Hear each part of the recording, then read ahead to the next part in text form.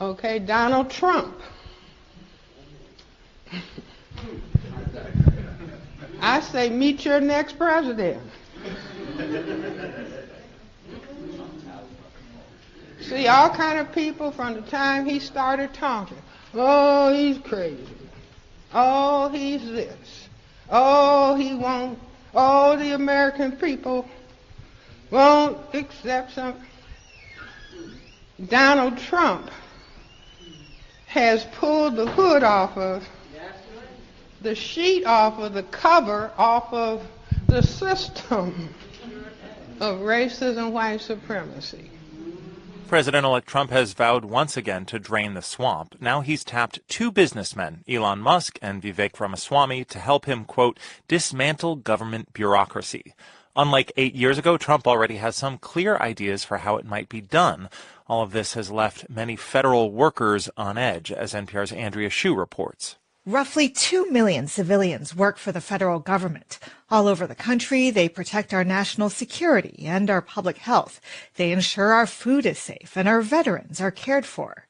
Donald Trump insists among them are corrupt actors, lots of them, and he's on a tear to clean them out. Here's my plan to dismantle the deep state and reclaim our democracy. If this all sounds familiar, it's because Trump has been talking about this for years. At the tail end of his last presidency, he issued an executive order that created a new category of political appointees called Schedule F. His plan was to move an unknown number of career civil servants into this category, making it easier to fire them and replace them with loyalists.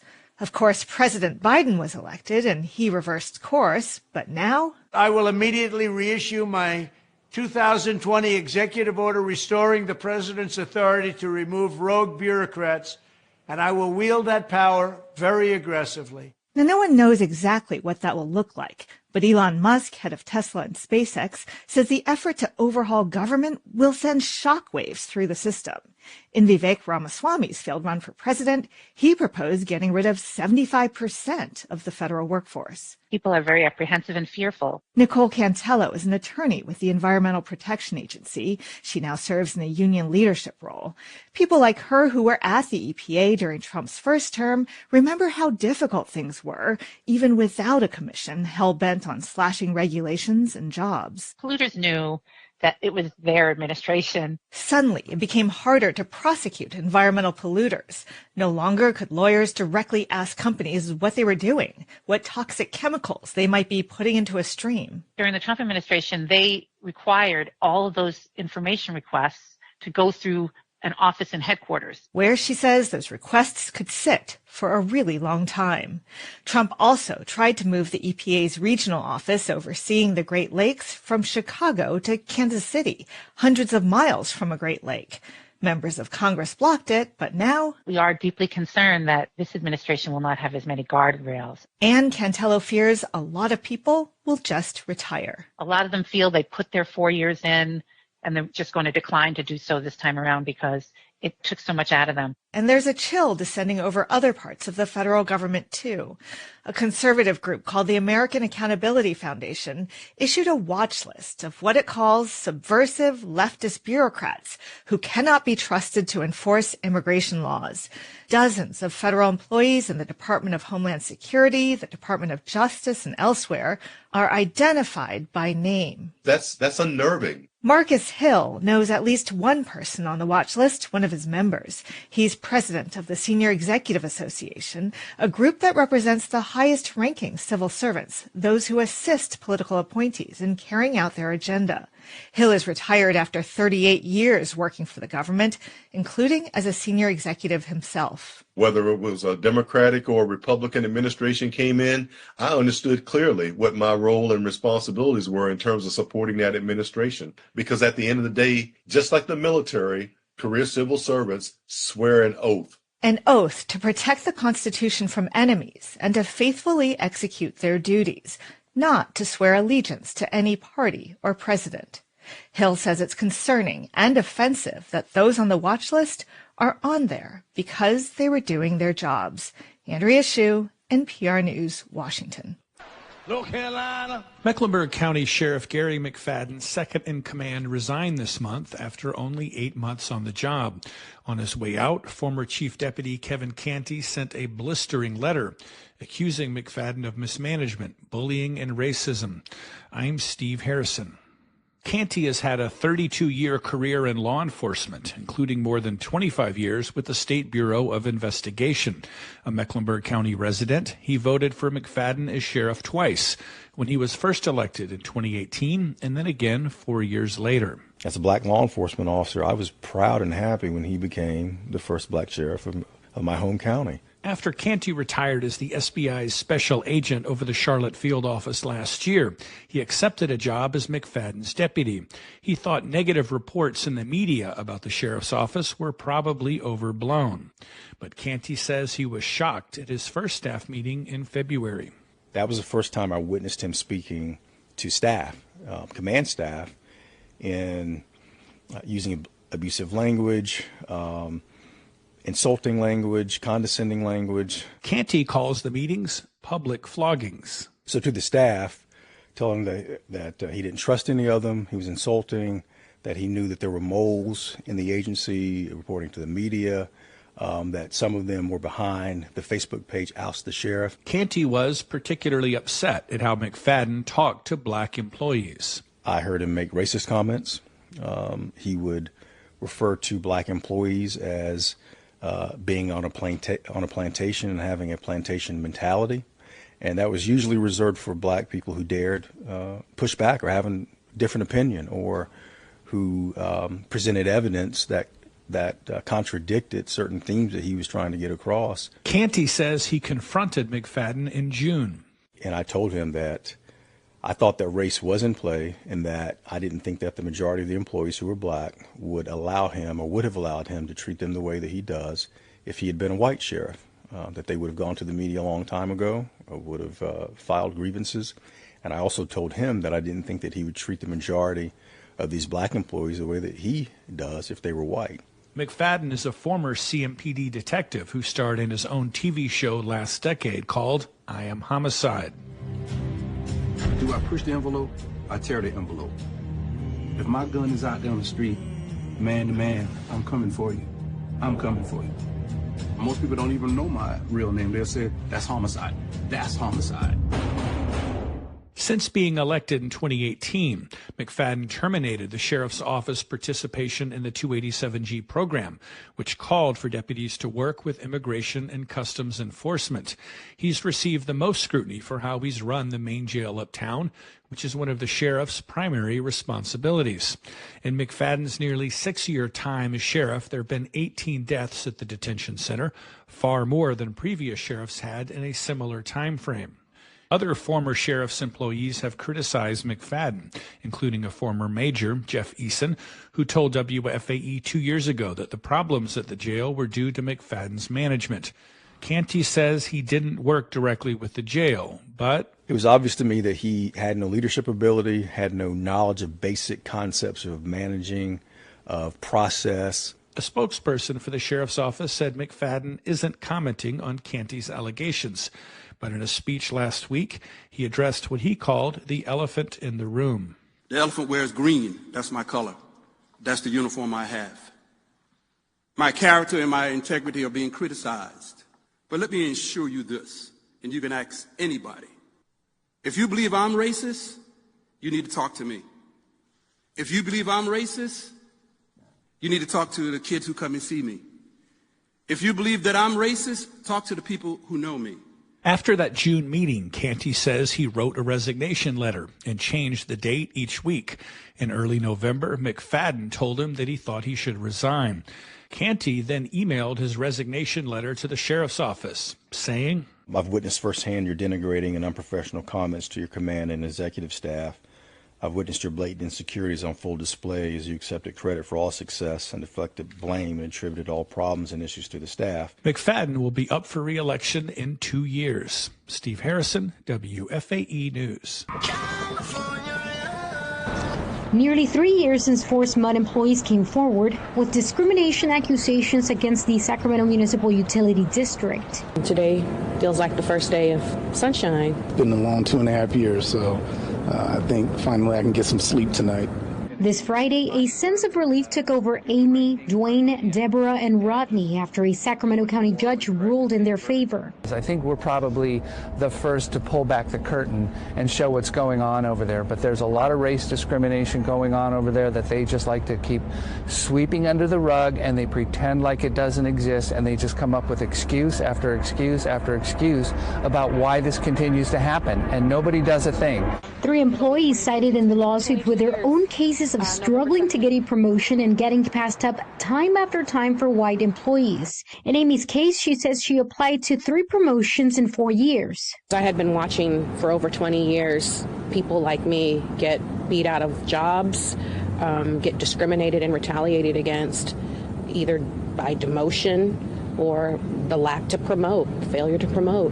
For Dwayne Pugh, he says transitioning to a full-time employee took 3 years, noting that during that time, 9 individuals made the same transition, 8 of whom were white. So my case was their failure to promote me from a limited term to a full term, and SMUD had every excuse in the book as to why they wouldn't do it for me and for Rodney James, and their excuses ran out. A 4th employee, Deborah Bates Petaway, was demoted after a 3-month investigation. According to the lawsuit, she was not told why she was being placed on leave in the first place. But today, they're all hoping for a culture shift. I think it's at their detriment if they don't make a change. If they want to keep the status quo, then I think it's going to be more individuals at places like this in front of juries. The judge awarded the plaintiffs over $6.2 million for racial discrimination, failure to prevent discrimination, and retaliation. I'm happy with the verdict. I think it sends a loud message that SMUD needs to make some changes inside. A spokesperson with SMUD told KCRA that they disagree with the verdict and that they plan to appeal, adding that they have a long-standing, visible commitment to ensuring they have a diverse, equitable, and inclusive workplace. The attorney representing the 4 people said that an appeal or a motion for a new trial would mean that the $6 million judgment would start accruing interest during that time. Marisela de la Cruz, KCRA 3 News. And in September, another former SMUD employee also filed a lawsuit against the utility, alleging racial discrimination, harassment, and retaliation. SMUD has told us it plans to vigorously defend itself against those allegations, saying a third-party investigator found those claims to be unsubstantiated. Say it's unsubstantiated. Context of White Supremacy. Gus T. Renegade, live in San Francisco. I planned to be able to broadcast today. If we were going to do the program, remember I said, because I'm still on location, so it's kind of day by day, just see, what the day unfolds. But I planned to broadcast from the campus of Stanford University in Palo Alto. I got there on time, arrived as I planned, a little after 8 a.m., got to work promptly, 8:30 a.m., going through the archives, and Jonestown, and Andre Bloom, and just white supremacy, racism, and William Shockley, white supremacy, racism in general, right? Going, crank. And I was going to broadcast from Stanford, so then it'd be so cool so I could say, hey, while I've been in California, I've broadcasted live from San Francisco, live from Cal Berkeley campus, and then Stanford, Palo Alto. But I do not enjoy Palo Alto at all. At all. Oh man, I've been there the last 3 days. Oof, man. I don't know. I do not. It's not LA, but man, I do not. It would not be on my list of places I would want to go back and hang out. Nor would I want to go to Stanford. Man, we do have Stanford alumni in our COWS investors and COWS listeners and such, but man, I would not want to be among the cardinal. That notwithstanding, they have just a mind-boggling amount of information on Jonestown and a variety of other subject matters related to white supremacy, racism. Wow. They have lots of, thus, I have been there for 3 days, even though I do not particularly enjoy Palo Alto. Like, hey, you can hang out for the day. You can hang out in San Francisco, Oakland, Berkeley, or Palo Alto. Palo Alto would be at the bottom of the list every time. Like, it would have to be something spectacular is happening. Like, I can't even think of what that would be. Like, I don't know. I can't even think. Like, what they're doing? Book launch, the code book, new edition, revamped for the Trump president. It had to be something like I can't even fathom happening in Palo Alto for that to win out over. We could just kick it in San Francisco or Berkeley or Oakland. Palo Alto. Whoa. Anyway, they have great information. Staff was super helpful. Stanford is the quietest campus I have ever visited. It might even be the quietest place. This is a major university. They are quiet all the time, everywhere. I even a few times was on campus and it was so quiet and it was such a lack of, bustle and people running around and all the rest of it for a major institution. I went like, did they get out for Thanksgiving break early? Because that is, coming up. Like, I had to pause a few times. Like, no, school is in session. Everything is normal. And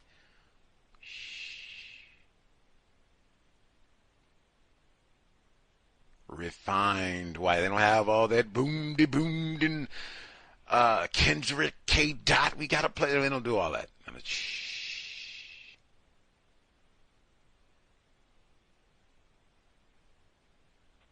I got to go to a football game. They're having a football game this weekend. I said, I really got to get out of here because I do not want to be. I can't even imagine in an environment where it's normally you just refine, you go about your William Shockley business of white supremacy, racism. For people who do not know, I say that just because I assume we have scholars. They're informed about Dr. Welsing, so that's the whole debate, right? Dr. Welsing, Dr. William Shockley, he, alumnus, won a Nobel Prize at Stanford University, was a professor there for decades, and so they just have stockpile. That was a part of why I had that on my list of things to do. They have just stockpiles of audio recordings and papers and notes and talks and interviews that he gave Dr. Shockley over the years at Stanford, and that institution is very much in line. I mean, that institution is supposed to produce someone like William Shockley, and if it wasn't him, it would be somebody else. That is what Stanford is.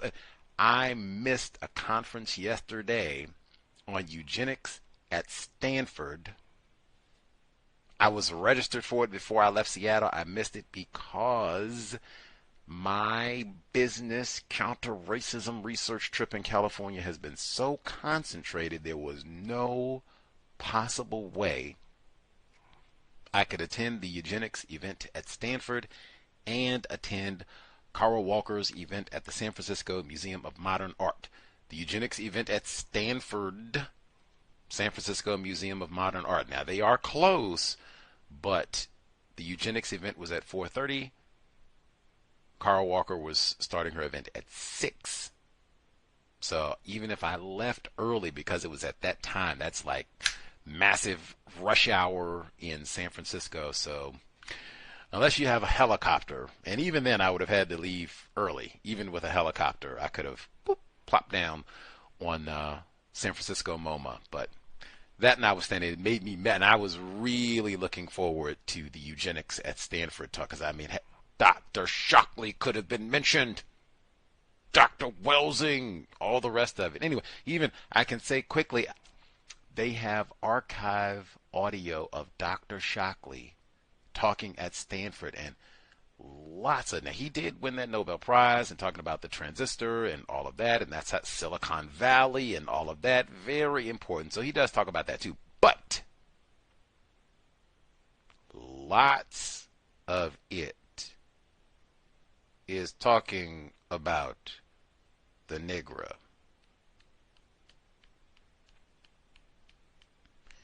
He had these go on for like decades because he was there for a long time. They have one. He's talking about how dumb and ignorant black people are. And I'm hearing full of what should be done with us. You know, just fast forward, get to, yes, we're ignorant and dumb. And he does even explain some of that. You know, we should do the funding.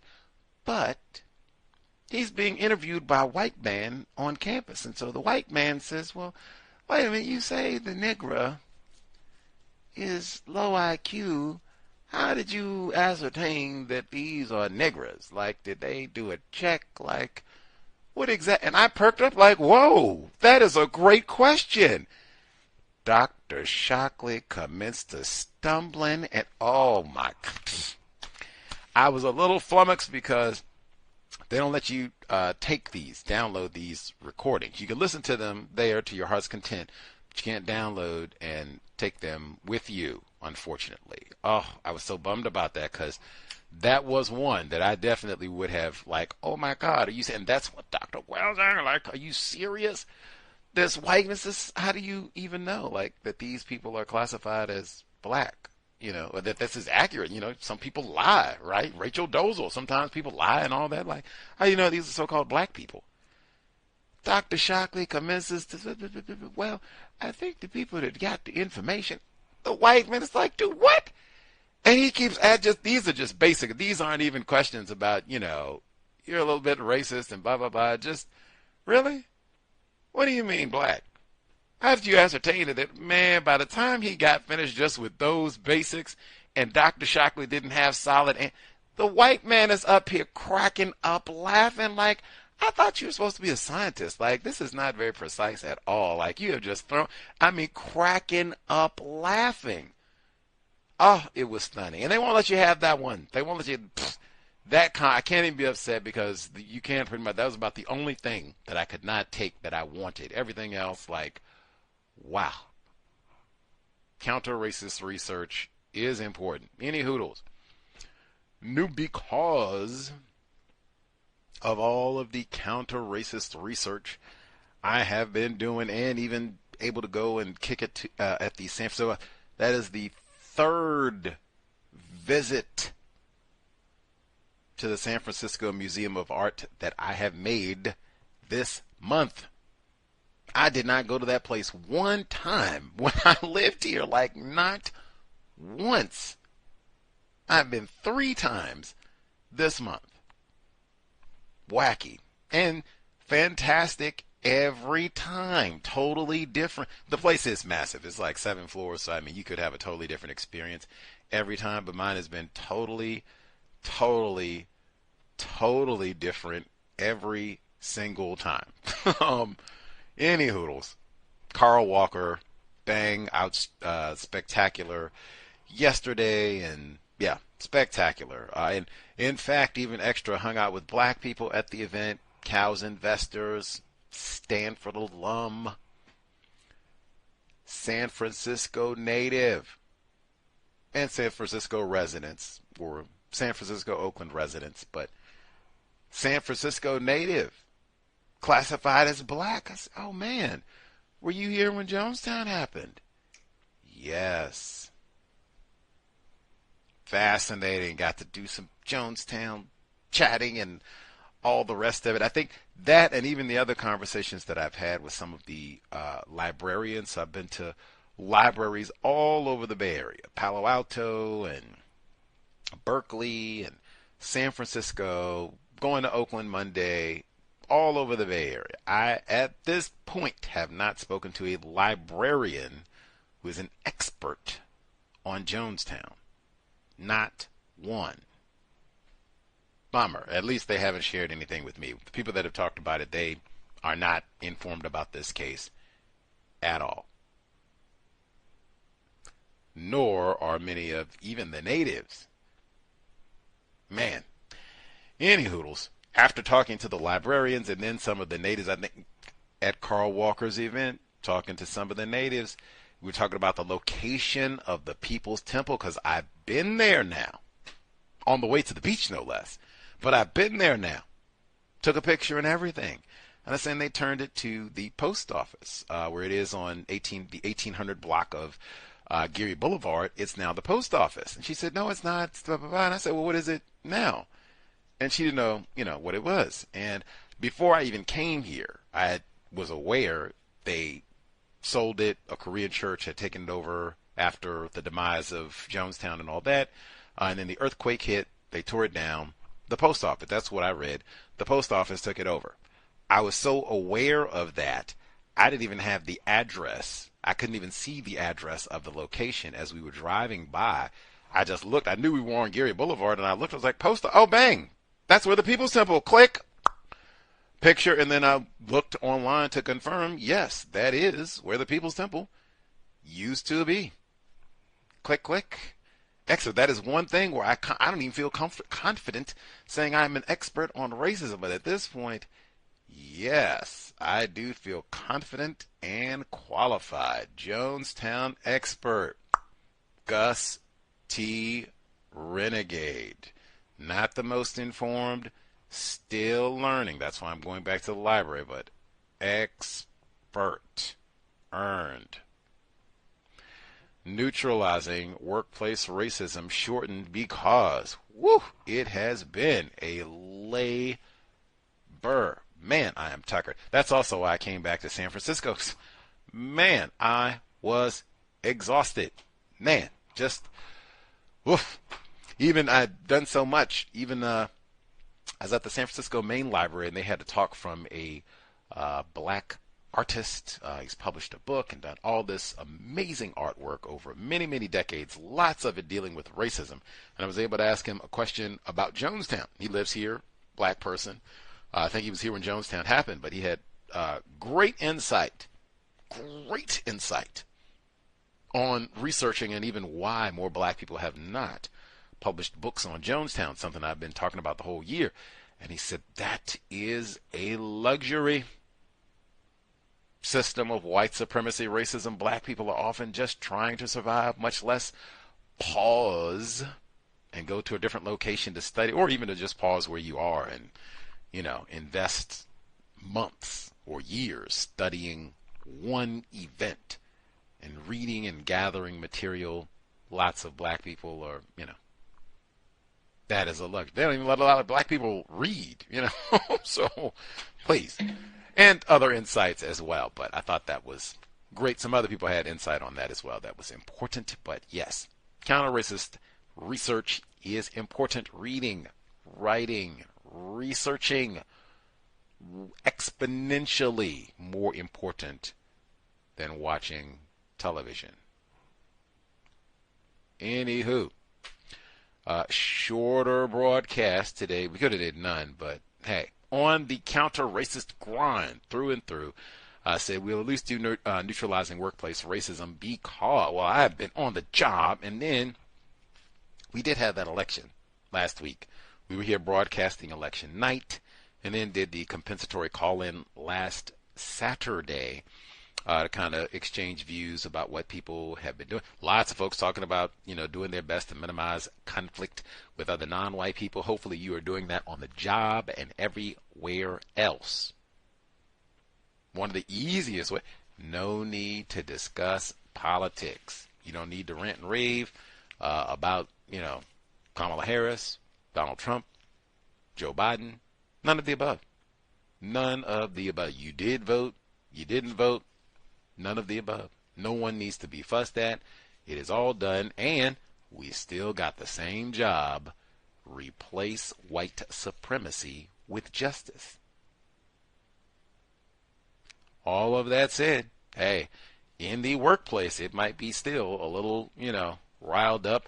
People have been, bringing it up and talking about white people, non-white people, all the rest. We're in California, and, people are talking about us. I can't even imagine if you happen to be wherever else in this part of the world, but nothing to say if they're classified as black, attempted relatives, nothing to say. customers and, things of that nature. And are you upset? Aren't you excited? Nothing to say. Another day. I was going to say another day on the plantation, but nope, just another day. Any hoodles. Neutralizing workplace racism. So the maximum we'll go is 90 minutes. So it is 5:33 p.m. Pacific time. By 7 p.m. Pacific, we are done. So no lollygagging. Hand up. The number is 605 313 5164. The code 564943#. Press star 61 if you would like to participate. The number again, 605 313 5164. The code 564943#. Press star 61 if you would like to participate. Email untiljustice@gmail.com.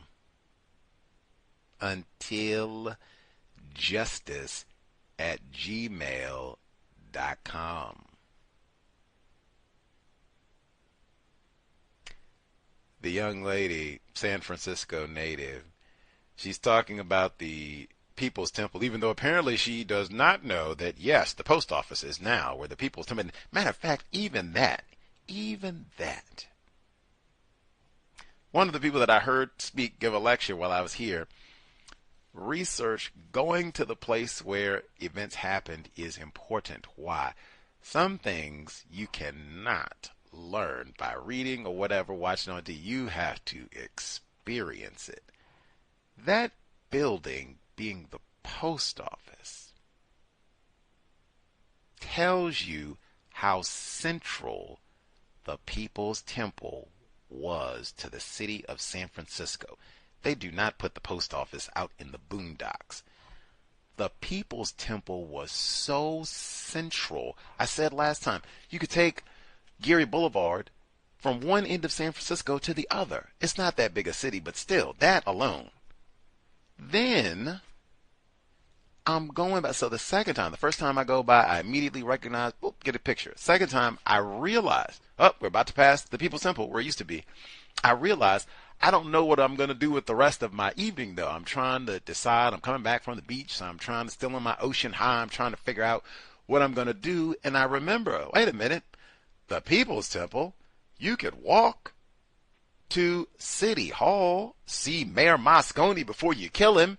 You could walk to City Hall from the People's Temple. Now, that's not a 5-minute walk, but I mean, if you want to be showy and get your congregation out and march and all that, you could have a lovely 30-minute stroll to City Hall from where the People's Temple used to be. That's how central it is. I hopped out of the car as I was trying to figure out and literally walked to leisurely walk to City Hall. Right in the middle, and in the middle of the Negro district at that time. And it would be considered beachfront property in some circles, because literally you can drive to the end of San Francisco, which is the water on either side. You're like 10 minutes from an immaculate beach. Some things you'd have to go to realize, like, wow, he picked an extraordinary. They could have went to the beach. They could have walked to the mayor's office. Anyway, young lady who lived here, she said the People's Temple, it used to be next to the Muslim mosque. I got up and walked away. Woo, Steph Curry. Can you put expert, Gus T. Renegade, People's Temple, expert through and through. Before I came, didn't even live here, said, man, that mosque, Jim Jones had something to do with the zebra murders. I asked her about that, but she didn't know anything about that. Still learning. Nobody seems to know anything about the flipping. And I didn't find no zebra identification card yet.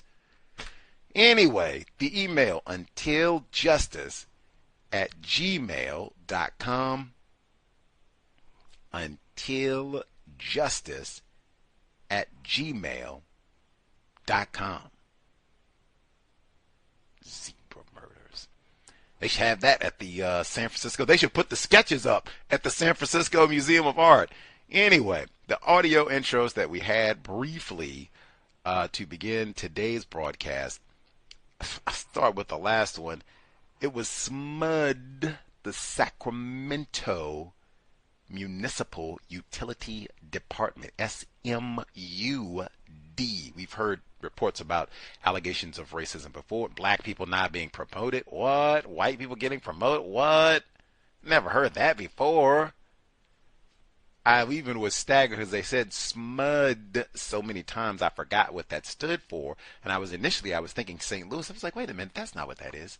SMUD is Sacramento. I have been on the cusp of going to Sacramento for the last two. I forgot I am not in Seattle. I am mere about 50 miles from the state capital, Sacramento, because they also have a rack of Jonestown material at the Sacramento. That's the state capital for Sacramento. So they have a rack of material at the Sacramento Historical Society, videos and all kinds of goodies. But I have been thinking about going to Sacramento for weeks now, as I have been in San Francisco. I guess I still might, depending on how I'm able to use my time and energy. That would be, if I had more time, I would easily run up to Sacramento for one day and then come back down. But anyway, SMUD, black people not getting promoted, white people are being promoted, and black people have been there for really, where have we heard all of that before?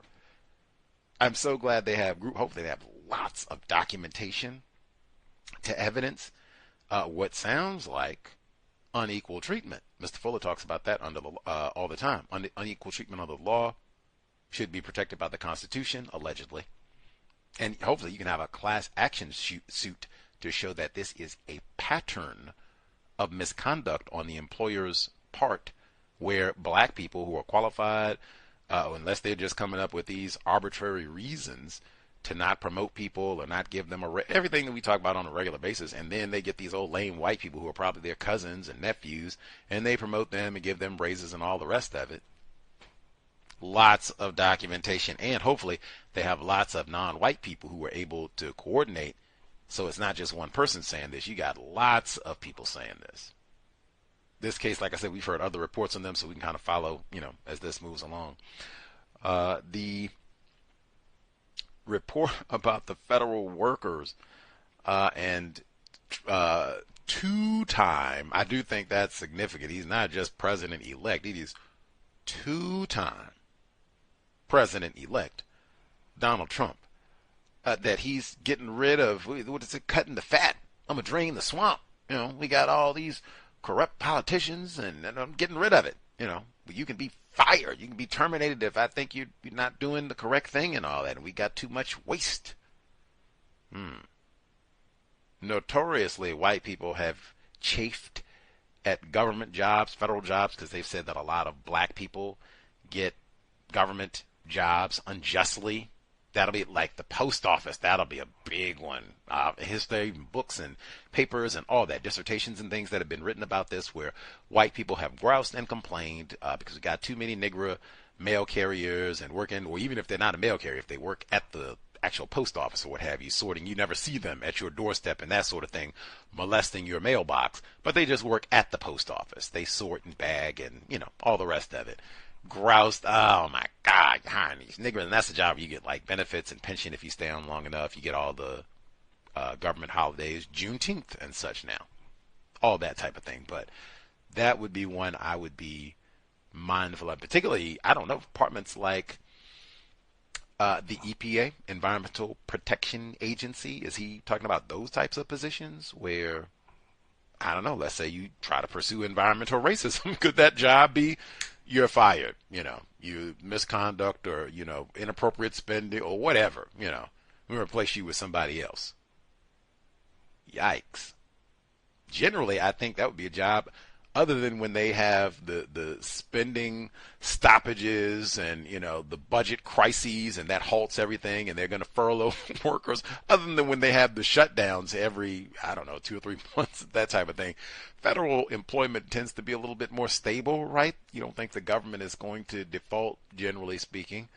But wow, I don't know if this would change that perspective. I don't know. I don't know if if we have people that have federal employment, are you concerned or no big deal? I don't know. Maybe we don't have those folks. You can write in, you have time to think about this before we got about 2 months before two-time president-elect takes office again.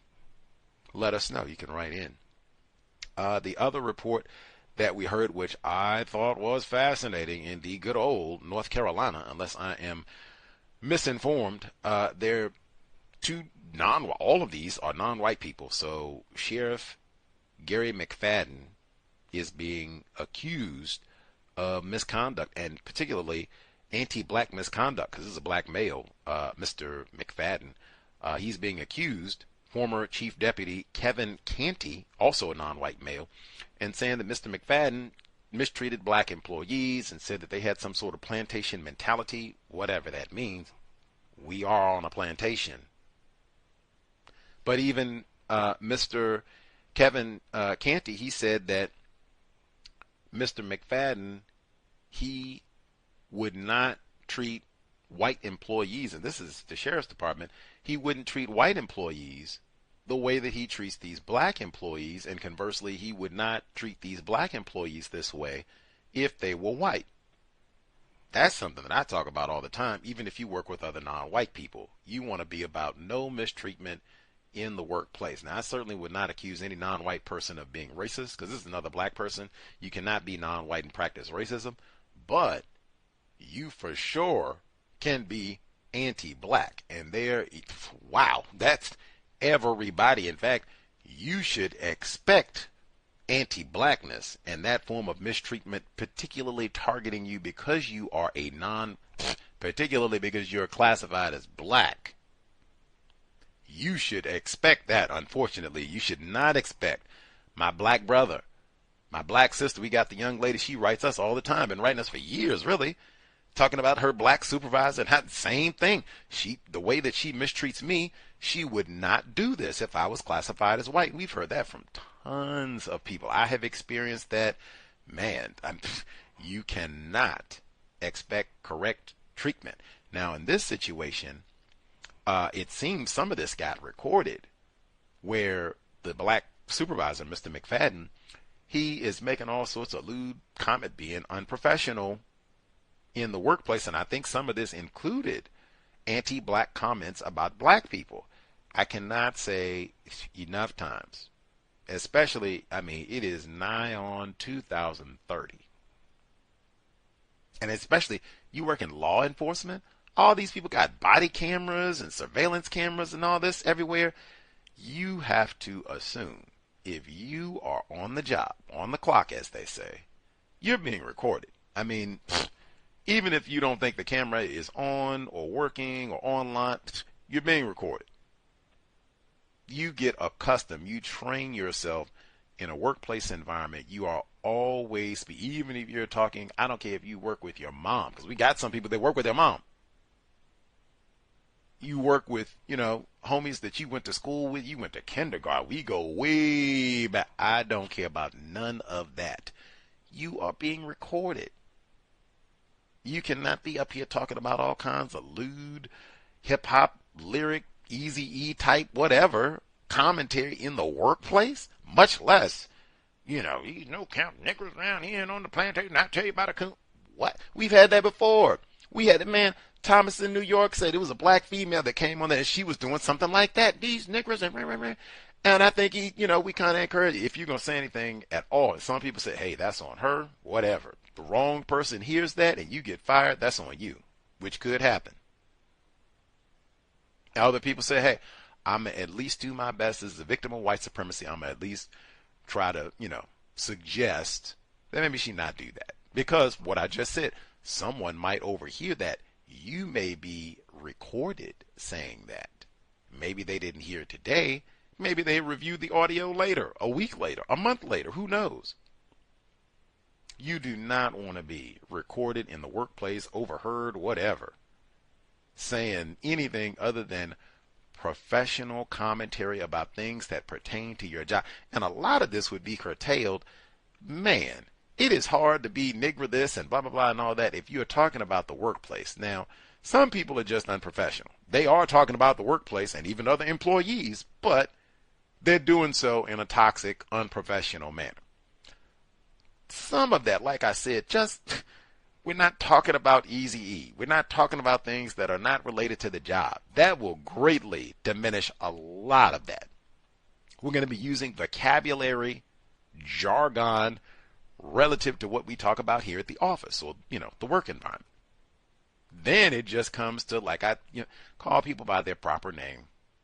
We're going to be professional. We're not cursing. We're not using slang and all the rest. But I have seen too, and I don't know, what the demographics are for this particular police department in Charlotte, North Carolina, although it could be a lot of black people. I don't know.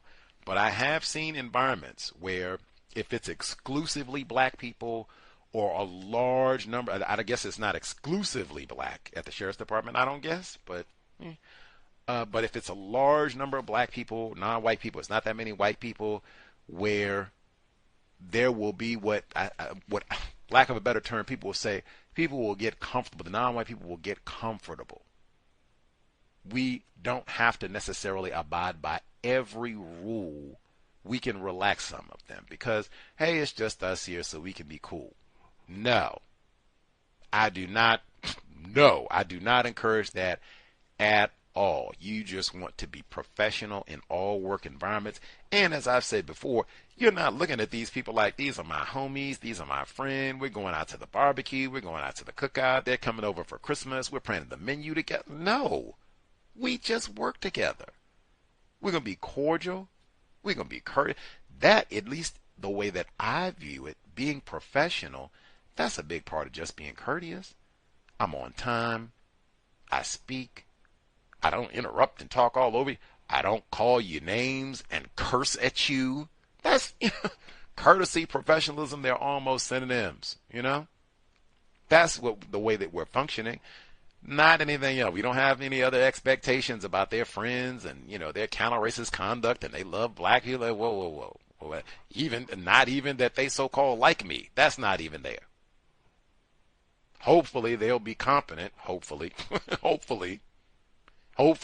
courteous, professional, but we low expectations. And if they are anti-black, I'll be prepared for that. And some of the things that they accused Mr. McFadden of doing, plantation mentality. Now, if he said that, oh, Gus, we got you problem, officers like you, sheriffs like you running around here with that plantation mentality. What is a plantation mentality? And you can pull out your little officer pad and write that down. Or you make sure the body camera is rolling. Like, I'll go back and loop that to make sure I got. Now, what is the plantation mentality? And let him say it. And like I said, no nicknames. That doesn't mean that you have to go around. Actually, in a police department, I would be Officer McFadden or Sheriff McFadden because it's real professional. It's supposed to be. I don't know. They got the racist jokes and all that too, so I don't know. We going to be professional. Sir, ma'am, Officer Smith, Sheriff McFadden, Deputy Candy. That's the way I'd be talking to everybody on any job. If I was at the sheriff, if I was at McDonald's, really. Sir, are you ready on those tater tots? That's the way I would sound. Professional. You're on the job. You asked for the job. I hope to get a raise. I hope to get a promotion. At minimum, that's something that I can control. It's not going to be you fire me. Well, we can't have you on here filth florin, sounding like Sue Africa. That's not going to be why I don't get that's something that I can control. Really, you're not supposed to be talking that way anyway. That's on the 10 stops. No cursing. Try to have some courtesy in the way you conduct yourself with other non-white people at all times. So it shouldn't be that major of an adjustment. Some of that, like I said too, when we get lax, Negro culture is Quincy Jones, Sanford and Son. So when we relax a little, most of the time, what the relax is going to be, oh, you coons, see that.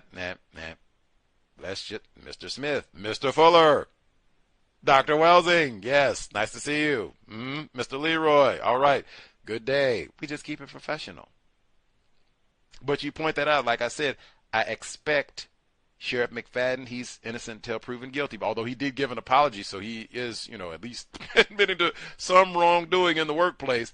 Hey, if it's a non-white person and they're being incorrect, you stop that too. It's all about stopping mistreatment. We're not supposed to have non-white people being mistreated by anybody.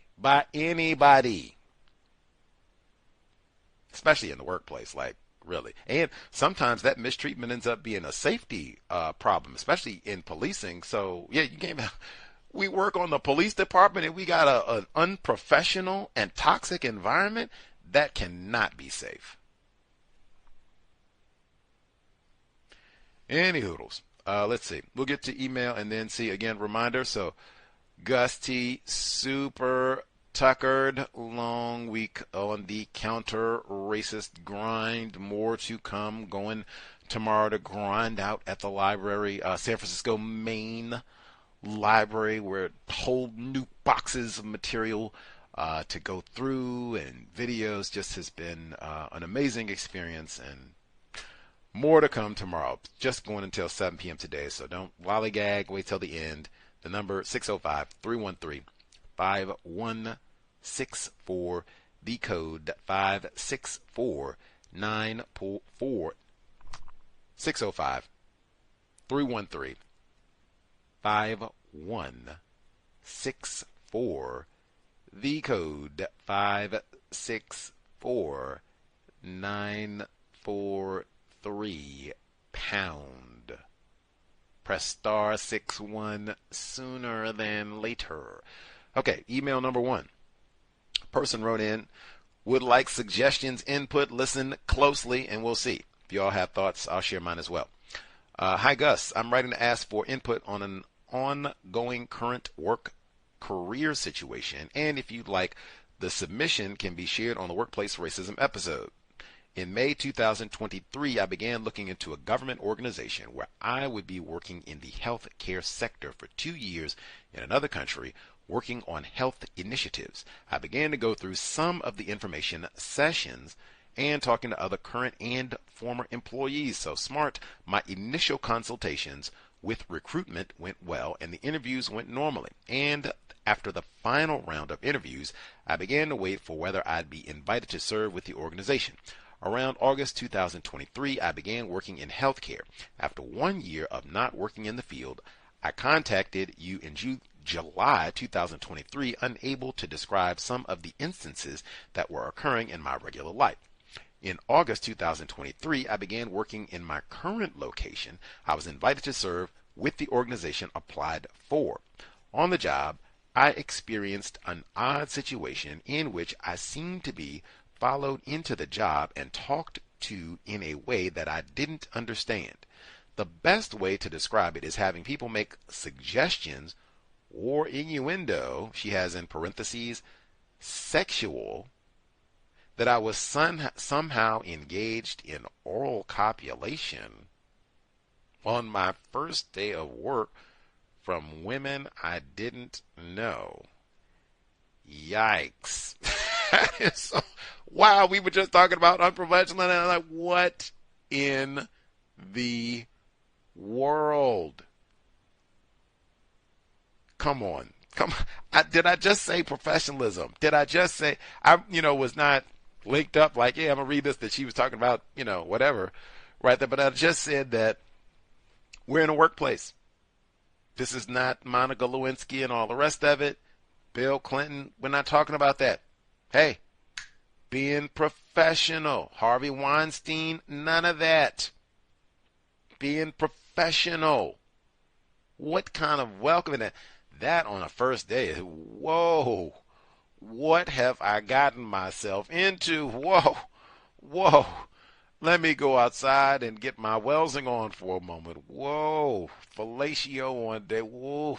And it's these, whoa. Not that it would have been better if it was white men, but whoa. Head is spinning. Let me get it together. She continues. from women she didn't know, I guess for emphasis, for women she didn't know. These weren't her homies or anything else. These are strangers. I continued to work as I was going through the government organization's onboarding process, which included receiving medical clearance. I asked to be moved to a night shift as it would be easier to complete doctor's appointments during the day. The instances of tension or talking to me or asking questions and unnecessary questions about my whereabouts reduced as there are fewer people on the night shift and less activity than during the day. The unusual circumstances did not completely cease, but got easier to handle as I was still receiving what I can describe as unwanted attention. That came up in Carl Walker's presentation. Again, I always quote the great Tupac Shakur, former Bay Area resident, Oakland. The great Pac, California love. All eyes on me. If you are classified as Negro, every pupil in the room, what are you stealing? Who you raping? You stealing and raping. Mugging. What kind of weapons you got on you? That's your Negro. Anywhere in the world, really. Child, grandmother, father, whatever. That's what you got. So all eyes are on you, us, all the time. All the time. Just said that. Carl Walker and them. Just said that yesterday in the talk. Lost my spot. Medical camera. Or speaking around me about my life, but not speaking to me directly or so much as to make me uncomfortable. I've never had a problem with fraternization or talking on a job, as I never engaged with coworkers outside the job. This is the biggest issue, as I do not know why or how to directly address the issue. Every person that I talk to has no reason for their behavior or answer for why they're talking about you, as they do not ask me anything directly. They mostly talk around me and make assumptions. In addition to this, there have been ongoing instances of having pictures taken of me on the job dating back as early as possibly August 2021 while on the job, and has occurred across several jobs and locations, but same field, healthcare. My question is, how would you address the person taking pictures of you or your person in a workplace environment, and what would be the request you would make of the person doing it? I think at this juncture, they have photo release forms and such, either with a job or if someone is coming in for a photo shoot of some sort or whatever the case may be. It's pretty common that, there's a waiver or some sort of form, unless you're out in public. But if you're in your workspace, you come into your building, you're on private property, like, whoa. I would just say, pardon me, or you could just tell them, I'd prefer not to be photographed. Statement. I'd prefer not to be photographed. Or you can, if you want to stay in the question lane, hold up, what is this photograph for? Is this going to be published? Okay, do I need to sign a waiver if you want to stay in the question lane? But again, I say this is when you can just, I'd prefer not to be photographed. Short, pithy, and if this is something where you have got to be photographed for your job, then like I said, there should be a waiver, or they should at least explain all that to you. It shouldn't just be assumed, we could take photographs of you, whenever we want to. You got a new outfit, or you did something with your hair, or whatever the case. We want Kwanzaa pics. Like, whoa. Like, personally, I'd prefer not to be photographed, and they would have to tell me that, no, it's part of your job, that you signed that already, or, whatever. Let's start there, and, because that might just be the end of it. I'd prefer not to be photographed. Let's see. She says, would you ask them to delete or not share the photo? You can do that, but hey, I'd prefer not to be photographed. I'm just not sure how to address it. Around the same time I began this new job, I was accepted to serve the organization I had applied for previously abroad. This would be 2 years in West Africa. While going through the medical clearance process, I began to receive some medical clearance items that were abnormal.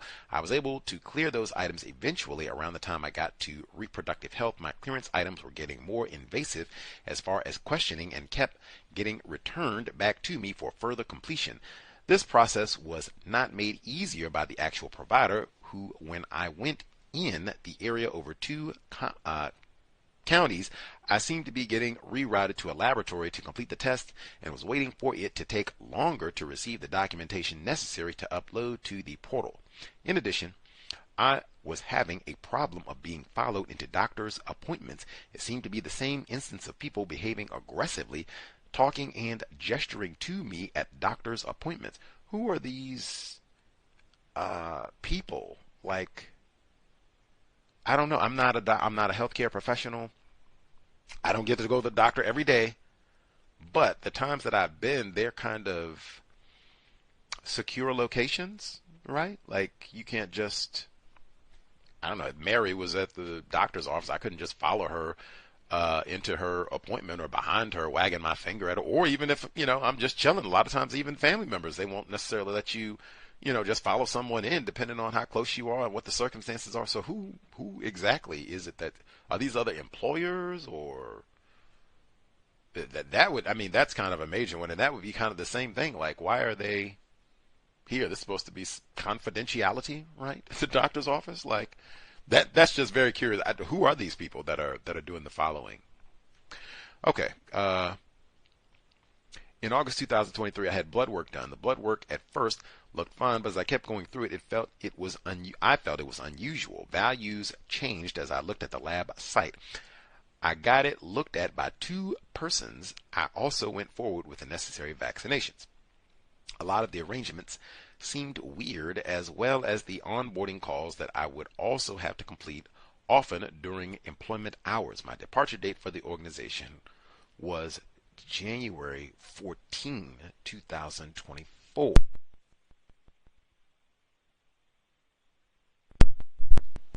Beg pardon. And I felt uncomfortable with the onboarding process by late October, November. I did not clear medical process in December or in time for my departure date and declined to appeal as I could not clear in time for my departure date and would require a new departure date. I decided to not further appeal the process as the education portal questions also made me question the length that I'd be staying as well as my preparation for it and my experience. I continue to go through with working regularly in my regular healthcare job. The conditions were okay. I was still experiencing similar conditions on the job of having different people act strangely around me daily. Around the same time, I began working for food delivery using a gig economy app platform. I was looking for ways to transition out of healthcare as the previous experiences had made me uncomfortable, and I was looking for a way to transition away from it.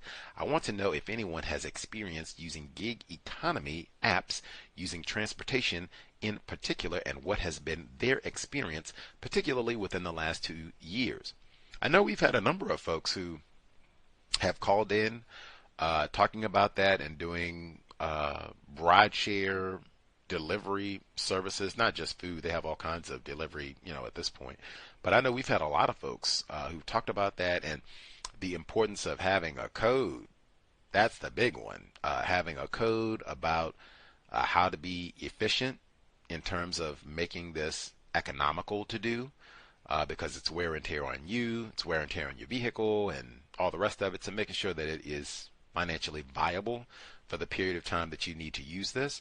And then safety is enormous. I don't know if you're transporting people, even if just having contact, like if you're, just transporting them food or whatever the case, man, you're still having to going, on their property to give them what have you. And sometimes people's conduct is not the best. Sometimes they can be riled up and, throw food at you and all the rest of it. So just having a code with regards to safety, and deliver whatever, the rideshare, whatever you're doing to make sure that it's safe, getting whatever funds you want to do, having a plan about how you're using this to transition.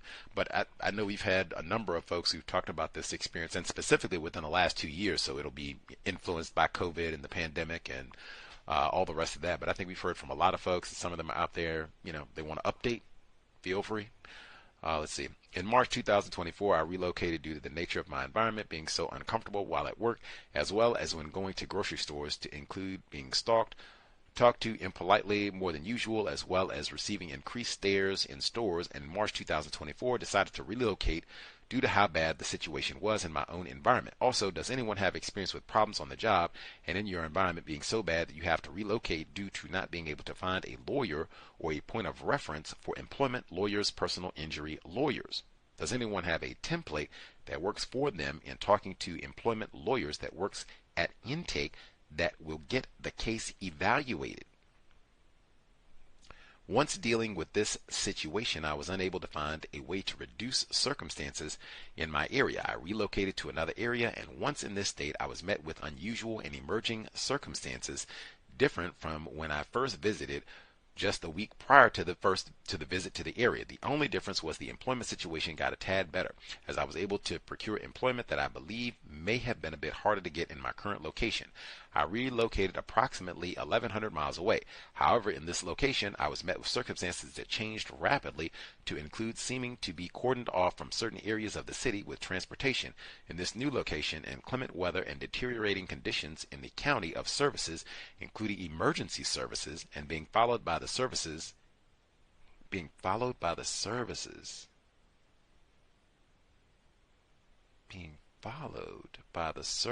I'm not sure what that means. Being followed by the unable to use the public services after inclement weather. Well, I can say, because the phrase made you uncomfortable, circumstances that made you uncomfortable, we are on the plantation, as Mr. McFadden said earlier, and I agree with. The plantation is not comfortable.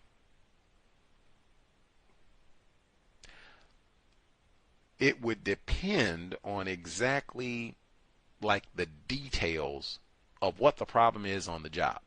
And keeping in mind, now we go to this new plantation, it is still the plantation.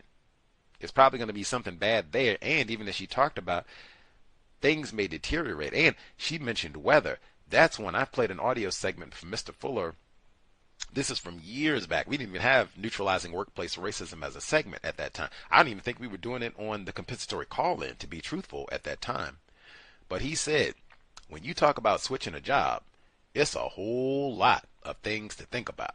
Like, oh man, transportation. She mentioned that kind of loosely. How long does it take? Because you might be here on this job that has, its own host of problems, and maybe black people that call you names and, all that. But this job, 10-minute commute. You hop in your car, you listen to 2 songs, you're at work. Now you can switch up, get a job, make a lot more money. Now you got a 50-minute commute.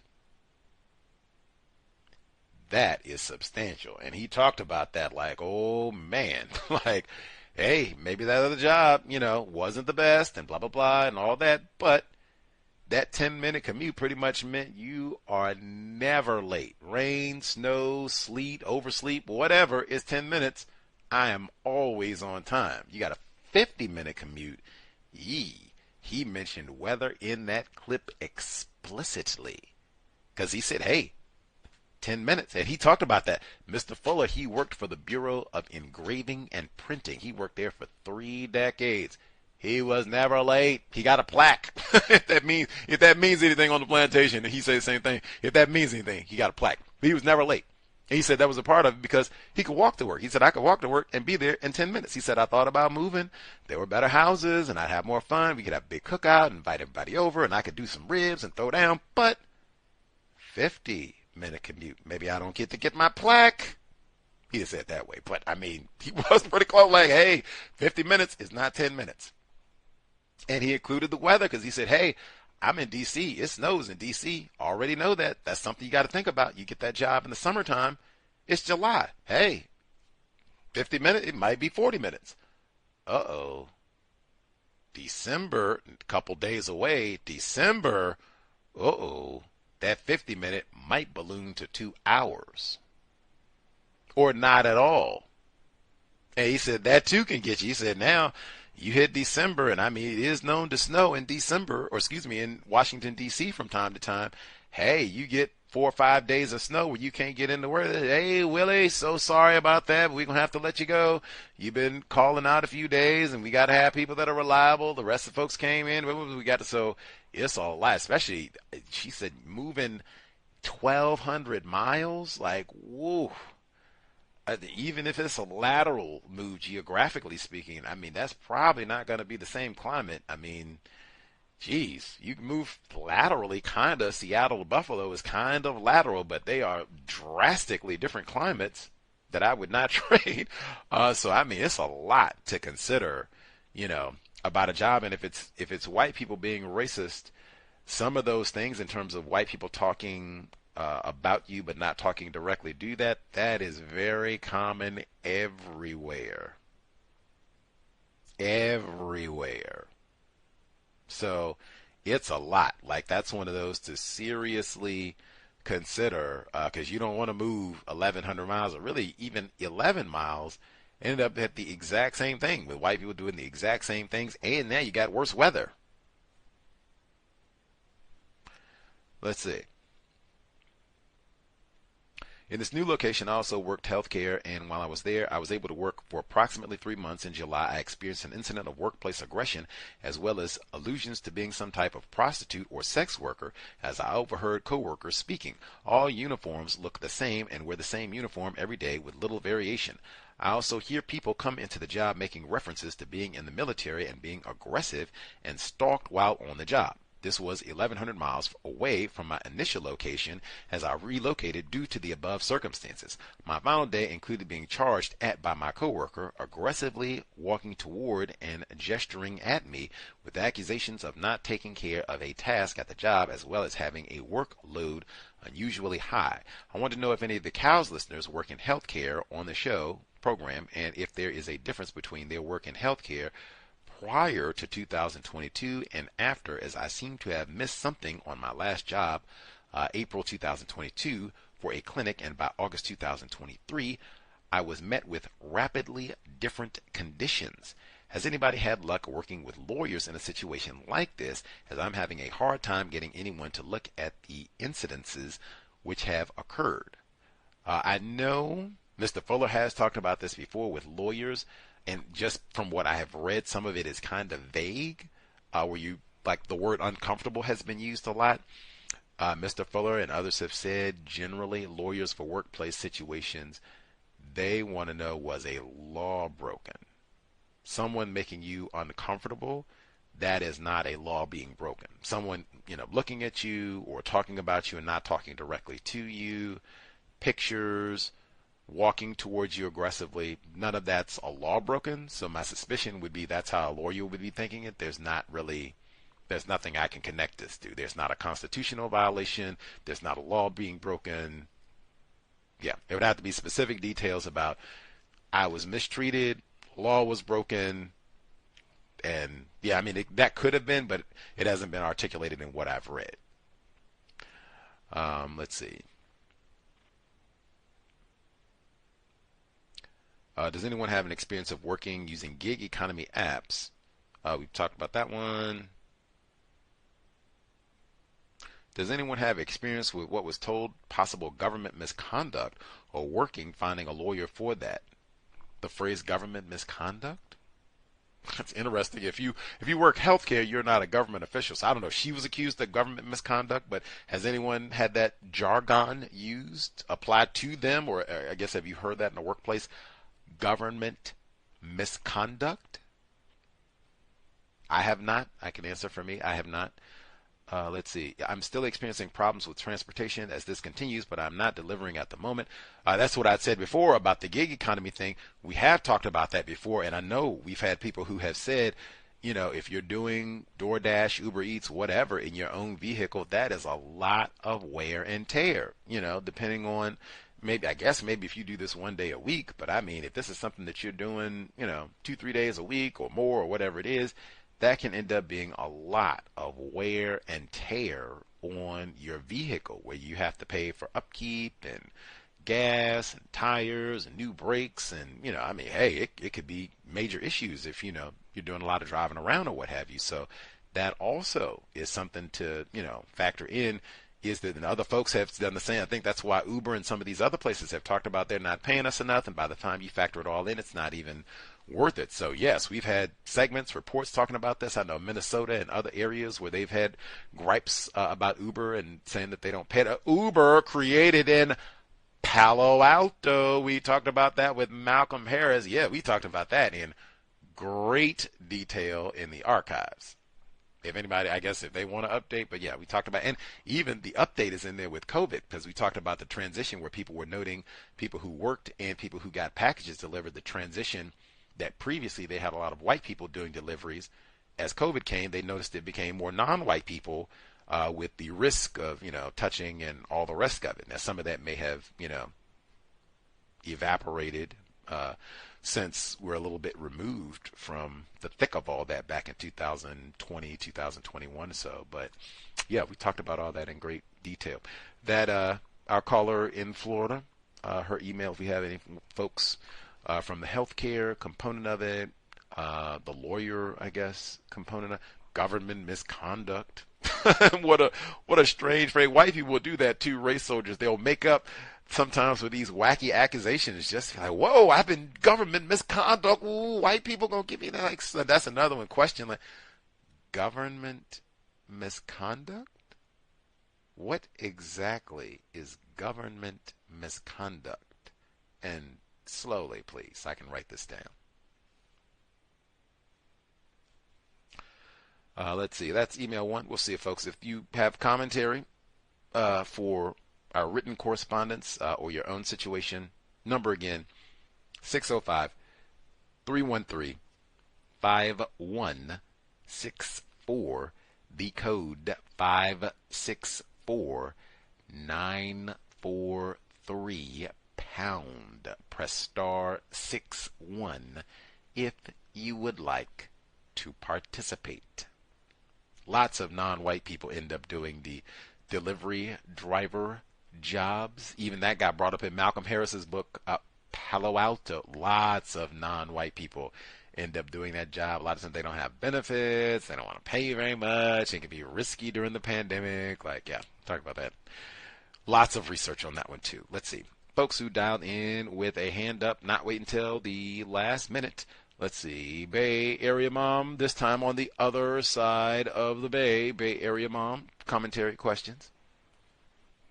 Can I be heard? Yes, ma'am.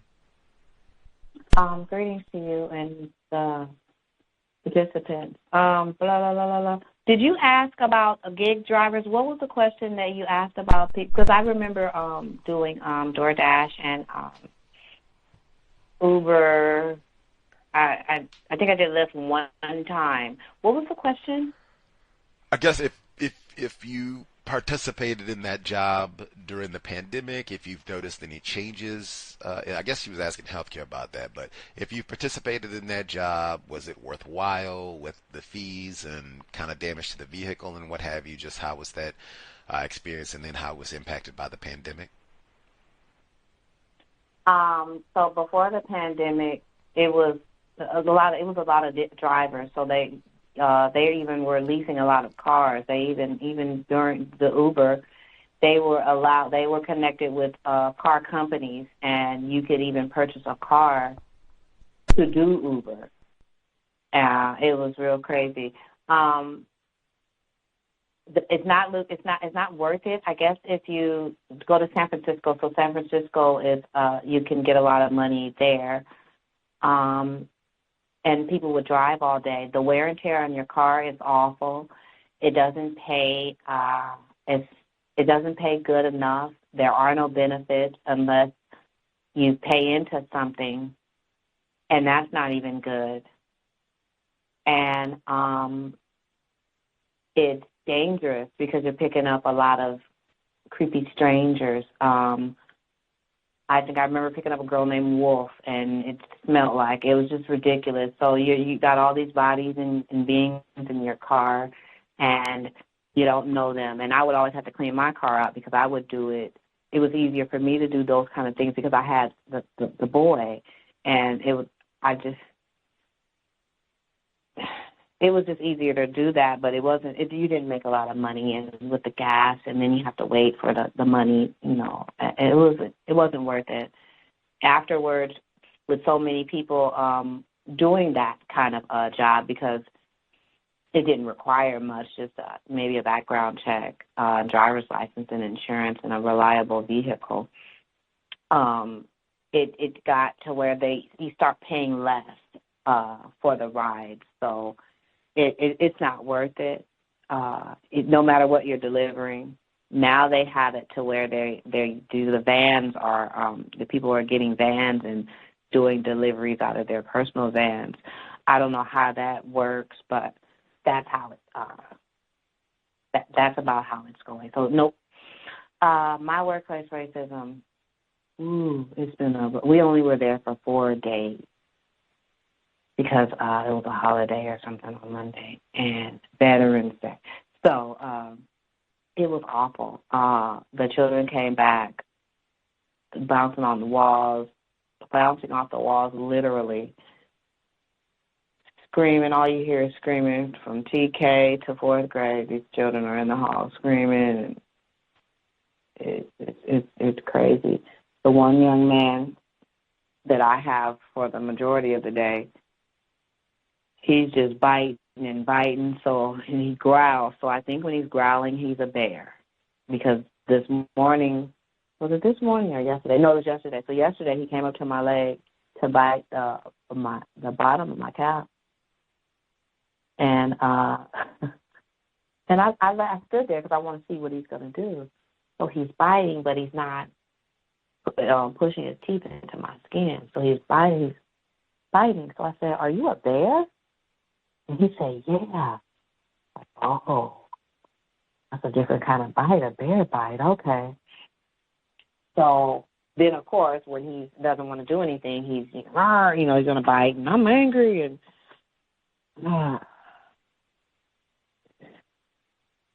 a lot of it is that these tablets that these parents allow these kids to have.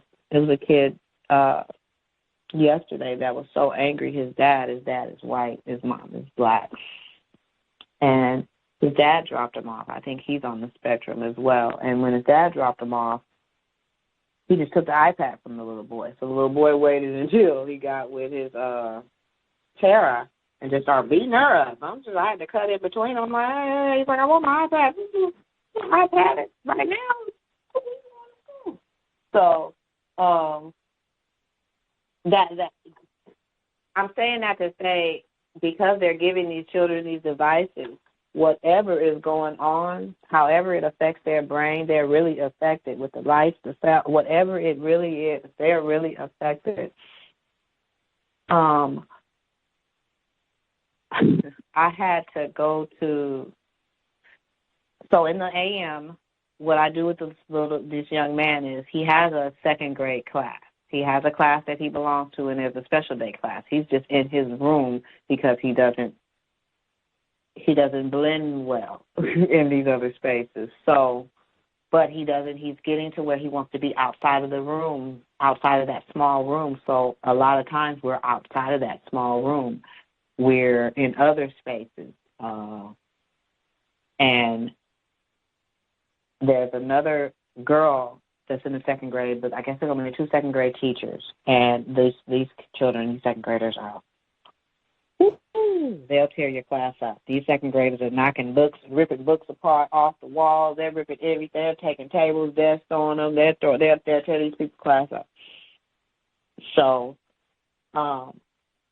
he has a 2nd grade class. We go for 15. First it was 5, then it went to 10 and 15 minutes. So we go in there for 15 minutes. But the children's behaviors are so out of control.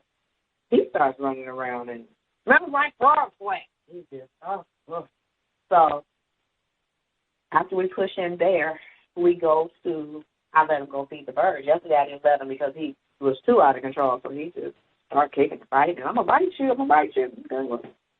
So it was awful yesterday. So today I just said, because I needed him to do some kind of assessment work, so I said, okay, first I need you to do a little work, and then we'll go feed the bird. So we did that.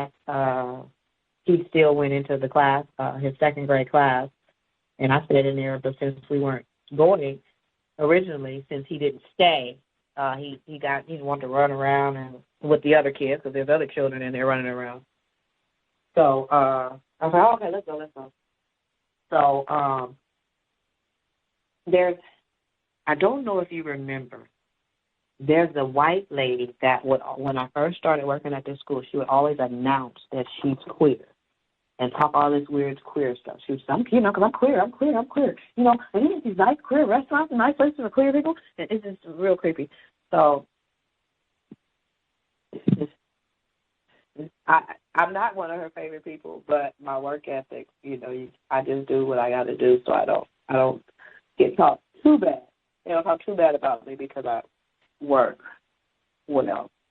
So I think in her meetings, because she's a vice principal, they do talk about me, and I think she feels a way. So sometimes when I walk and somebody say, or she'll say something to me, what is wrong with you? So that's just me thinking in my head. So, yesterday, the young man that I have the majority of the day, he went into a space where she was at, and he's welcome in this space. So there's another girl he calls Angry Girl. And she's angry. Oh, there's an angry girl. She doesn't like being called Angry Girl, and she is angry. She's very angry. Woo, angry girl. So he sees her, he doesn't want her in his space, so he goes wherever she's, I want to do this. No. So I have to kind of regulate so they don't get into it, and I don't want her hitting him. So I just let her, just keep your hands off of him. And so he might bother her a little bit, but to show you how angry she is, she's not in class all day because she likes to fight her teachers. So she'll fight her teacher, the other second grade teacher. She'll fight her, bitter, or just crazy.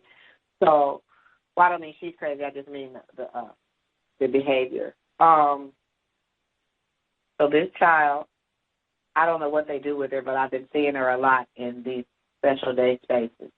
So I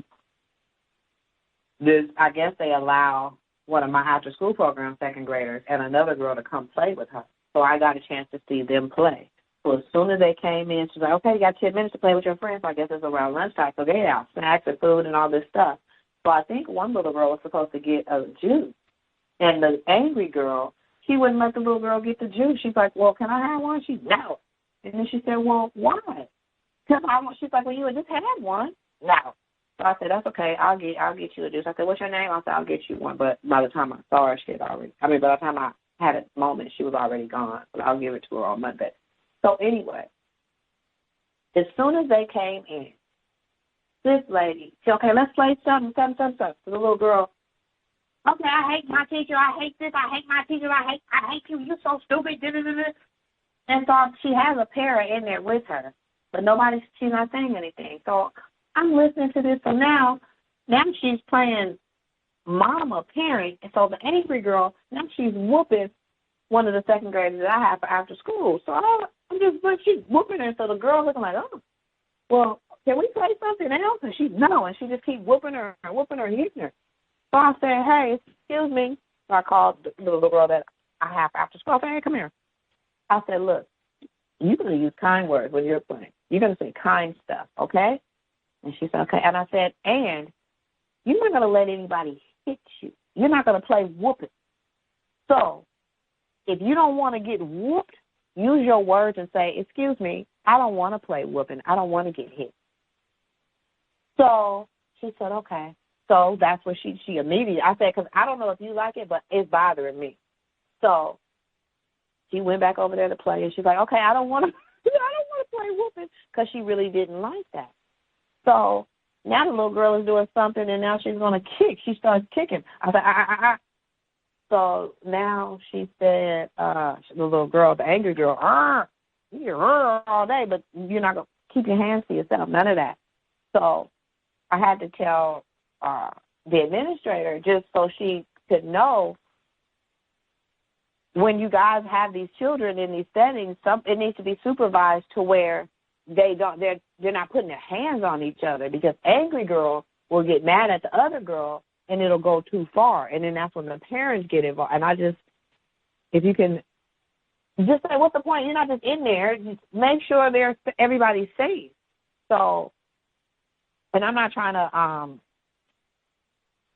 I just, no, you're not, we're not hitting. We're not playing whooping. That's ridiculous. So they said they would make sure that didn't happen, and they would also let the other little girl know that she doesn't have, it's not mandatory that she plays with this girl. We're just, being nice to the little girl and giving her a space with people that can tolerate her, that will play with her. So, next week is Thanksgiving, whatever. Next week is the last week until Thanksgiving break. I can't wait. It's been wild. My little respite kids' mom asked me would I come last week and this weekend, and I just said no. I'm not trying to be mean. I got a call that the 19-year-old nonverbal guy that I have for respite, he fell down the stairs yesterday. Around this time yesterday, he fell down the stairs having a seizure. And I can't prevent him from having seizures. I know I give different care, but I got to look out for me too. And sometimes I feel bad when I don't go, but I work so many hours at the school with kids, and it's so hard. I got fighting, and so I have to say no sometimes. And Mom's only going to go twerk and stuff, so she should be able to sit with the kids. And I don't know, but thank you for taking my call. I will mute my line. Oh, and Gus, if you have time, if you know about, because I emailed this guy, I forgot his name. I'm very flaky too. So I emailed this somebody. I have to look to see about the memorial.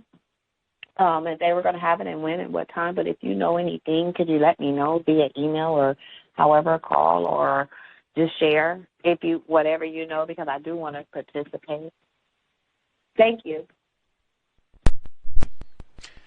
Yes, ma'am. I've been dialing around and nobody has had tons of details. I do want to go to the cemetery out where you are, the Great Oakland, because they normally have some sort of memorial out there. So I definitely want to do that. Monday is the 18th, the whole day that it happened, 46 years to the day. So that's definitely there for, well, that's the whole, shebang of why I came at this precise moment was for Monday. I thought at minimum I could be here and see if anything is happening. So yes, if I hear of anything between now and then, at minimum Evergreen Cemetery on Monday early, and we'll see if folks are out at the gravesite for anything. They've had lots and lots of ceremonies there over the years. Incidentally, since you are classified as a black female, the young lady who wrote in, she said in a workplace situation on a first day, no less, females who were strangers to her and made some sort of metaphor, snide comment suggesting that she did something similar to engaging in oral sex. And she said that this kind of bothered her, took her by surprise, and then later on in her work experience, they made another comment that she was sexualizing her in some way.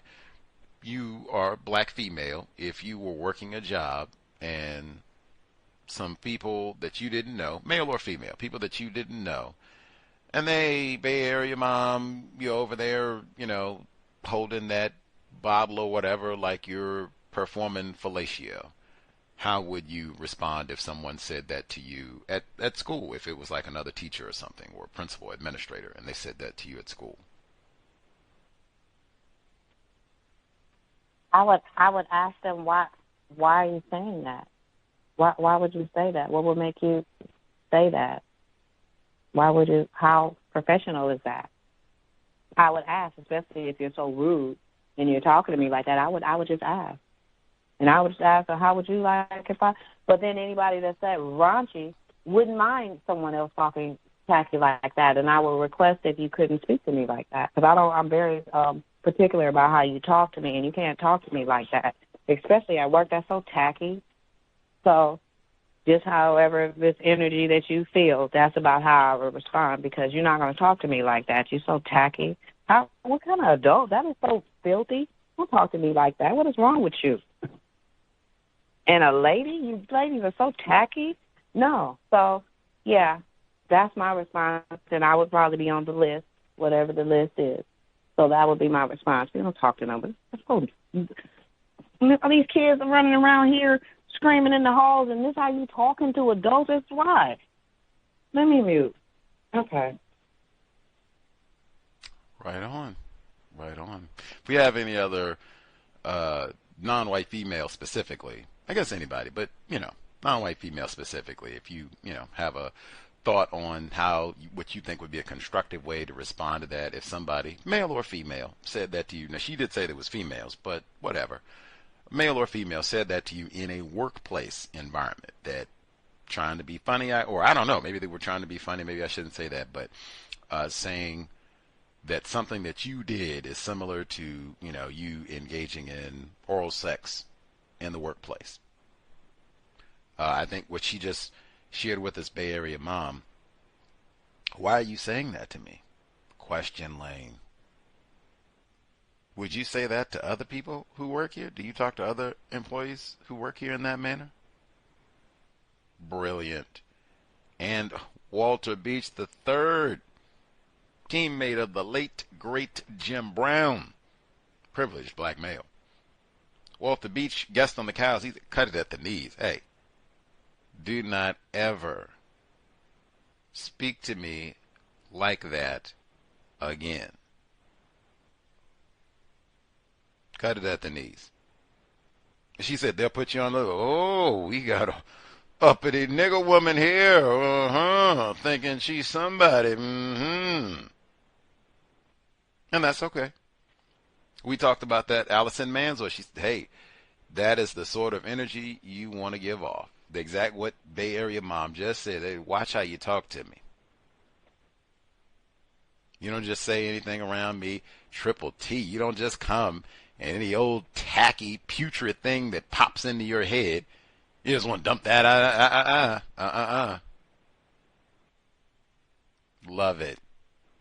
Love it. And that's the sort of thing where I say that is the system of white supremacy racism. That's what they think about us, all of us. We're just jokes and idiots and buffoons and tramps, whores. That's niggers. That's what they think of us. That's what they think of us. Tacky. It doesn't get any better than that. That's why I always say the best thing that we can do, not being surprised about that sort of thing. Yes, that is upsetting. It is an act of racism. Well, I don't even know if these are non-white people, so it could have just been some tackiness, anti-blackness, whatever. I talked about that too. Mr. McFadden, see? Sheriff McFadden. Either way, expecting this sort of thing in the workplace, and question lane. Why are you saying this to me? And some of these, like I said, with the photos as well as the oral sex thing, do not talk that way to me ever. Please do not photograph me. Like I said, they can explain, well, you signed right here on page 29 of your contract to work here to be photographed. Okay, then I'll know. But if that's not the case, like, come on. Sticking a camera in my, and then making crude comments and such. And with the sexual component of it, that's when I love for the question lane, because that's when, now again, if this was Bill Cosby, President Obama, Sheriff McFadden, and they were in any workplace, WWE wrestling, any workplace, and they were going around talking to somebody on their first, she said on her first day on the job, I just got here, I don't even have a nameplate yet. Oh, look at that. Woo-wee. What? Come on. And I would even add, I think sometimes individuals classified as white, that's one of the ways that they practice racism. They want to find out what type of Negro do we have. You know, we're going to mistreat them. Will she say anything? She not say anything? They love that sort of thing. Will she get upset? Maybe she'll quit the job day one. They love that sort of thing just to see how we will respond. They love to do that sort of thing. Easy response. One, that's another one. You can just write that down. If these are white people, just ask them, can you please repeat what you said? Question. And write it down. Fellatio. Date, time. You don't have to say anything. You don't have to. Can you repeat that, please? We talked about that one before in Neutralizing Workplace Racism many times, but the main thing is not being surprised about mistreatment. It really can't be, I guess that would be my suggestion, it can't be racism was practiced in the workplace and I got uncomfortable. At minimum, racism was practiced, I did some documentation, I asked a question about this, I made a report about this. These are, some of the basic things, but especially with, the photograph one, Dr. Frances Cress Welsing, Black Self-Respect. Please don't photograph me. And the fellatio thing, that's another one. Like, that's such a, that I would even, that is similar to someone putting their hands on, because that's such, like, wow, oral sex and all that, like, whoa, whoa, whoa, whoa. You don't touch me. You don't physically put your hands on me, and then certainly you do not talk to me like that. I think Edward Williams said specifically, they come up then, that's the same type of thing too, coming up with some racist joke or some, sexual graphic joke that they, whoa, whoa, whoa. Once they come up and start, you can just interrupt. Whoa. You could go the question route, and why are you telling this to me? You could. That's one. Cut right to. Let me get all of the Dr. Frances Cress Welsing that I can channel. Black self-respect. Do not ever talk to me like that. Elijah Muhammad said that. He talked about it in this exact context. He talked about a white person, this is 100 years ago, a white person coming on the job and cursing at him and being crude and lewd. He said, whoa, whoa, whoa, whoa. And any of us could be fired anytime. Any of us. You don't even have to do it. You could be silent. And they'll come and fire you and say that, you're too quiet. So you could be fired anytime, even if you do the correct thing. You just said, Elijah Muhammad, he said, hey, let's be professional. Don't come being tacky, cursing me out, calling me names. I'm going to be professional. Call you by your correct name. If you don't like my work, certainly you can always fire me, but do not curse me, please. And being courteous all the while, but hey, same thing. Do not talk to me in that manner. That'd be my suggestion. We have other folks that they have their own recommendation, suggestion to offer. You have a maximum of about 10 minutes before we get ready to wrap up for our Neutralizing Workplace Racism, as it has been a very full day, month California trip, and we still have what I was waiting for, November 18. Pay respects, remember, ignite, even though mostly it has just been, don't drink the Kool-Aid. No, man, we did not drink the Kool-Aid. You had lots of folks who were had to remind folks of that this week. They had lots of folks who were injected. They did not drink the Kool-Aid. They were injected. You had a lot of children. They were just killed, period. Not to mention the armed guards. Pay our respects. Remember what happened on November 18, 1978 in Guyana, and then the days later with the assassination of Moscone and Harvey Milk. Any hoodles. Let's see. Much obliged to get in again. Would not have happened without all the folks who invested, cows, listeners.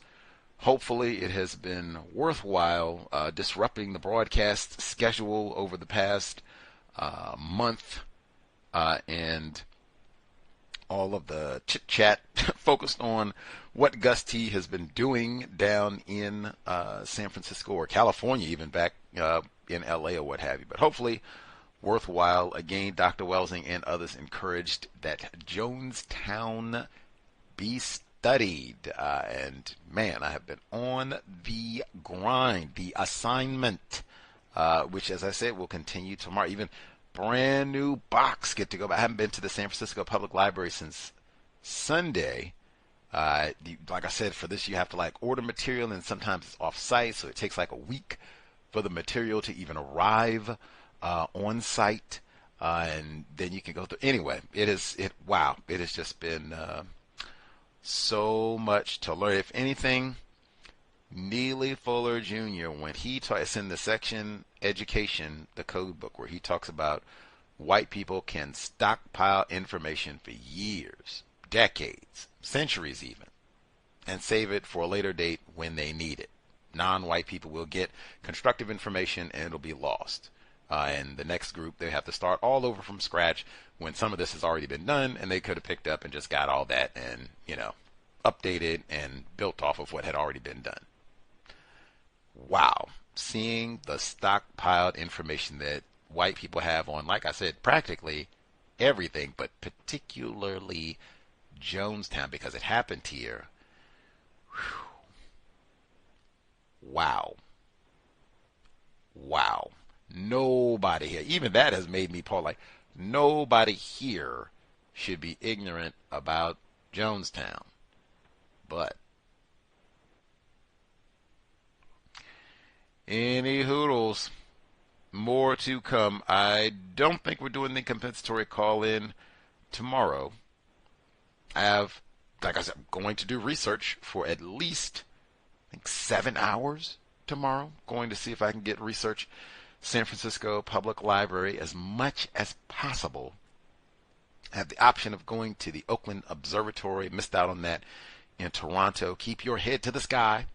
Meteor shower is happening right now too, so it'd be cool to see that. Or seeing Erykah Badu in concert. Take a brief respite from, or it's not even a respite, because I said I'm doing 7 hours of research before this, so it would be reward almost to be able to go see Erykah Badu, perhaps, because she's just thought it's wacky. She's here, even in San Francisco. I don't even have to travel anywhere. She's on this side of the bay.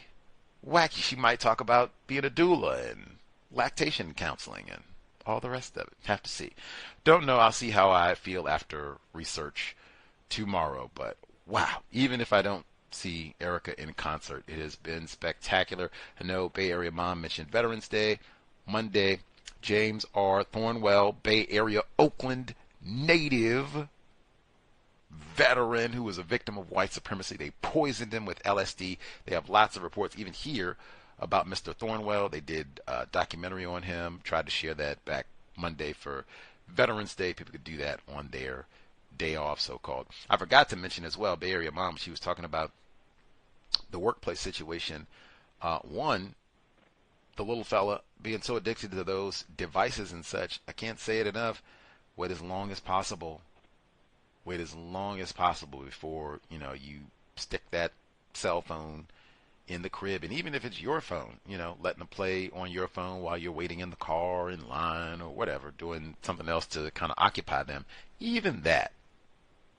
No, it's not, their own phone, but I mean, dang, if you're going to let them play on your phone for hours at a time, that's about the same thing, Wait as long as possible.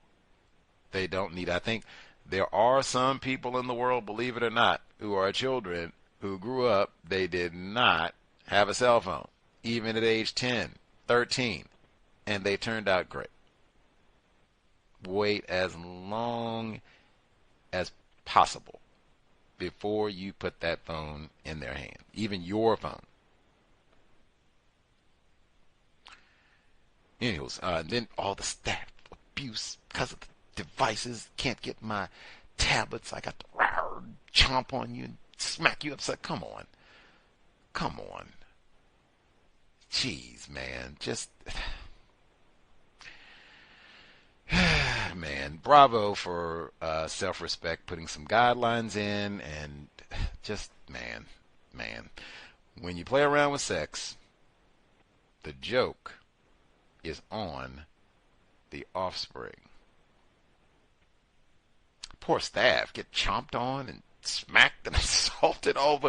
You hear that all the time when they get upset about the tablet, or you don't give us enough time, or they have all these outbursts and everything around their addictions to these, smartphones and iPhones and all the rest. Like, man, that was part of Gar Walker. Was part of her exhibit at the San Francisco Museum of Modern Art. It's playing for free until 2026. Not as far away as you think, because the year's almost over, but still. Let's see. Make sure miss folks our last 5 minutes. Like I said, I don't think no compensatory call in tomorrow. This should be, I think, last week in California. Have to see. Back to normal schedule once I get back to Seattle. Still 10 days to go or so. But wow, it has been just a concentrated, full experience down here in the Golden State. Actually, it's so funny. She said the little fellow was imitating a bear. Hey, that's on the state flag, man. That could have been a whole little teaching lesson. Like, oh man, maybe you saw the state flag, the Golden Bear. It's Cal Berkeley, the Golden Bears. That's right on the sweatshirt. Maybe he saw, Marshawn Lynch's alma mater out running around. Think they have a football game this weekend, or know some people who went to school there. You could be one of the Golden Bears. How about that? Do some learning and go do some stuff. They have a great library that also has lots of Jonestown material. Go Bears indeed. Anywho, let's see. Didn't miss any hands, I don't think. Right on. Let's see. Depending on schedule, what we're able to accomplish over the next week or so here in San Francisco, have to see about the broadcasts for next week, Neutralizing Workplace Racism and the book club and all that. We should be here for at least one of the programs for next week. Check the social media outlets, Twitter, Facebook, all the rest for updates. I post there daily regardless of whether we broadcast or not, just so that he is not deceased at this moment, and some of the updates and things that I have found while researching down here in California. It has been so much. Wow. I cannot stress enough. Like, it's one thing to white people stockpile and store a lot of information. It is totally different to start seeing boxes and boxes of stored information all about racism.